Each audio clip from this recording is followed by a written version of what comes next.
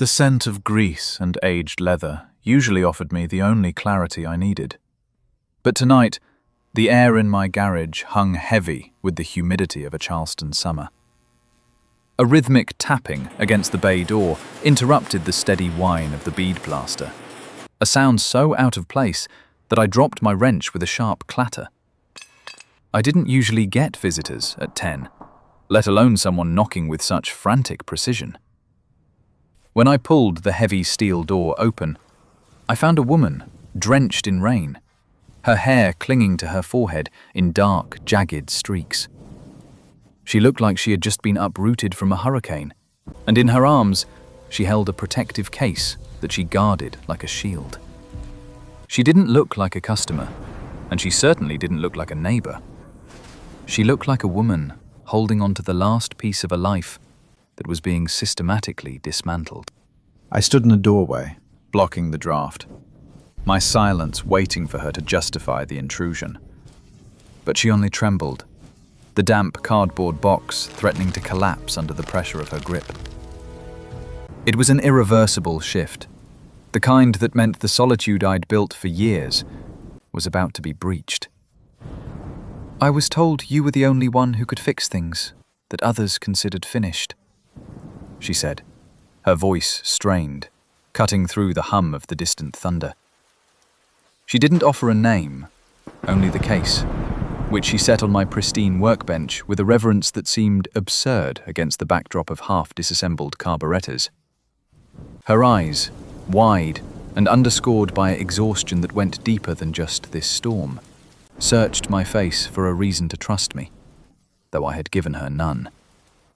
I looked at the case, water-damaged, sealed with industrial tape, and clearly hiding something antique, and then at her. She wasn't just here to fix an object. She was here because she had run out of other options. And I could see the way she twisted her ring, a nervous habit that betrayed the calm facade she was trying to project. Before I could even ask what possessed her to come to a mechanic's shop, she gestured to the surrounding stacks of books and parts I had integrated into the workspace. "I joked, you'll get lost in my library," I muttered, gesturing vaguely toward the corner where my reference manuals and technical diagrams sat. "And you clearly took it as an invitation." She didn't laugh. She only looked at me, her expression a mix of vulnerability and resolve, and said, "Then why don't you stay close and guide me?" It wasn't a flirtation. It was a plea for a map in a world that had suddenly become unrecognizable. The next morning, the reality of her situation hit me with the force of a deadline. Amelia Daniels, as I learned she was called, was the curator of The Gilded Page, a bookstore that held more history than the rest of this city combined, and she was currently staring down an eviction notice from a corporate entity that cared nothing for preservation. I walked into her store, the scent of old vellum and dust immediately triggering a defensive, protective urge that I didn't recognize. A man in a tailored gray suit, Sterling, he called himself, a lawyer for the firm buying the block, was pacing near the front desk, his voice echoing with the cold authority of a man who dealt in numbers rather than narratives. I stood back, observing the way he wielded the eviction notice like a weapon, his smile thin and devoid of anything resembling humanity. Amelia stood her ground, but her shoulders were hunched, the weight of the store's future pressing her down. I stepped forward, not with a roar, but with the quiet, deliberate presence I used when negotiating parts for a vintage engine, my hands shoved deep into my pockets. I didn't need to shout to take up space. I just needed to be a physical barrier between her and his condescension. "She has until Friday to vacate," Sterling remarked, his gaze flicking to me with dismissive amusement. I didn't engage with him directly, opting instead to look at the document he held, my eyes tracing the legal phrasing that felt as flimsy as an unlubricated joint. I turned to Amelia, whose eyes were fixed on me, the panic in them subsiding into a fraction of relief as I surveyed the scene. I didn't offer a grand promise. I just adjusted the thermostat, which had been set far too high, and fetched her a glass of water from the back, placing it on the counter with a silent nod. The lawyer scoffed at the interaction, but I merely kept my attention on Amelia, waiting for her to acknowledge the small act of stability I had introduced to her chaotic morning. She looked at the water, then at me, and for a second, the air between us became a vacuum, silent and still. I took the eviction notice from the counter, read the small print, and noticed a discrepancy in the filing date that he clearly hadn't accounted for in his rush to intimidate. It was a small opening, but it was enough to buy us time. By the second week, the shop had become our bunker. I spent my days in the garage, but my evenings were spent at the shop, working on the logistics of the gilded page, while Amelia worked on the provenance of the antique journal she had brought me that first night. The contrast between my life of steel and hers of ink was stark, yet we found a rhythm that felt oddly organic. She was struggling with the financial ruin that threatened to erase her life's work, and I was struggling with the intrusion of someone else into my carefully curated solitude. One evening, after a particularly grueling session of filing motions to challenge the eviction, I found her on the floor of the back room, surrounded by blueprints. I didn't say a word. I just knelt beside her, picking up a stray ledger, and started cross-referencing the zoning laws we had uncovered. She leaned back against the bookshelf, her eyes closing, the tension leaving her body as I began to handle the repetitive, mind-numbing administrative work that had been draining her. It was a small thing, clearing a desk, organizing a stack of papers, but it was the only way I knew how to say that she wasn't carrying this alone. She opened her eyes, watching me work, and there was a soft stillness in her gaze that didn't demand anything, which was exactly why I found it so easy to stay. The midpoint twist came on a rainy Tuesday. I had finally managed to trace the real owner of the corporate firm trying to evict her, a move that should have put the ball in our court. However, Sterling walked into the shop not with papers, but with a camera crew, intent on documenting the voluntary closing of the business to force the public opinion in his favor. It was a calculated move to humiliate her and make her look like she was capitulating to the inevitable. Amelia looked shattered, the reality of her defeat feeling absolute under the glare of the lights. I stepped in front of the camera, my frame blocking the lens, and for a moment, the room was silent. I didn't lose my temper.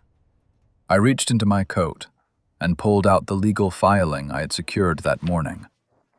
The one that proved the building was under historical review and could not be emptied. I held the document steady, a visible anchor of reality against their manufactured drama. Sterling's face turned a shade of gray, the smug confidence replaced by a twitching eye.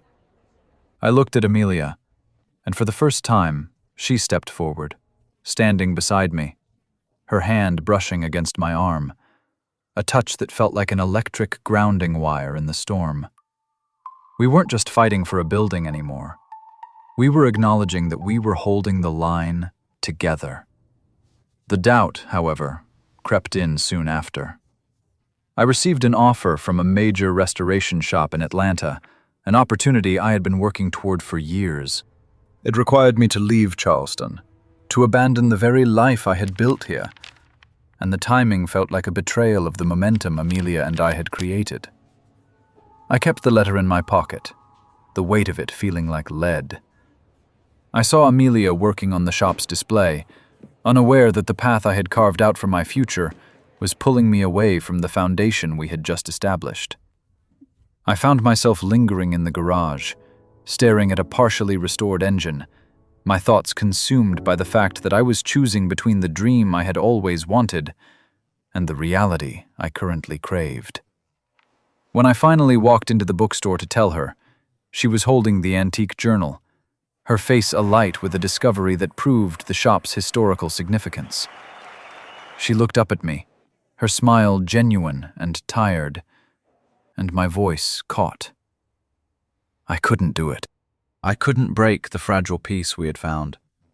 Not when she was finally standing on solid ground. The climax arrived at the Historical Commission hearing, where the fate of the building would be decided. Sterling was there, flanked by his legal team, looking as polished and predatory as ever.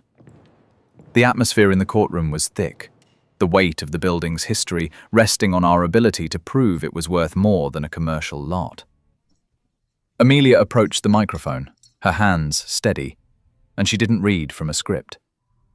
She told the story of the journal, the history of the neighborhood, and the reality of the people who relied on her shop. She spoke with a grace that was entirely her own, and when she finished, the room went quiet. I stepped up then, presenting the architectural survey and the historical preservation documents I had been working on for weeks. It wasn't about emotion for me. It was about the measurable reality of the structure, the concrete proof that Sterling's plans were illegal. I didn't make a speech. I just laid out the facts, the truth of the building's endurance, and stood beside her as the commission chair turned to Sterling. He had no defense, no loophole, just the silence of a man who had realized he'd played a losing hand. I looked at Amelia, and she didn't look at the commissioners. She looked at me, a silent admission passing between us that we had done what was impossible. Afterward, the bookstore breathed again. The dust settled, the shelves were reorganized, and the threat of the eviction became a distant, handled memory. We spent the next few days working on the shop, not as two people fighting a war, but as a unit building a life. I didn't need to look for a restoration job in Atlanta anymore. I realized that the work I was doing here, the stability I was creating for her, was the only project that had ever mattered. We were in the back room, clearing out some old inventory, when she handed me a key. The key to the apartment above the shop, which had been empty for years. It was a simple gesture, but the weight of it was immense. A concrete sign that my place was here, in the life we had pieced together from the wreckage. I took the key, the metal cool against my palm, and I knew that the void I had carried for so long had finally been filled. I didn't need to say it. The work we had done, the battles we had fought, and the simple fact that I was still standing there, holding that key, said everything. Closing thoughts. I've realized that true victory isn't about grand gestures or winning a fight at any cost. It's about the consistency of showing up, even when it's uncomfortable. Healthy love isn't about dramatic sparks. It's about the safety of knowing someone will always be the steady hand on your map. Please like and subscribe so we can share more stories like this. The end.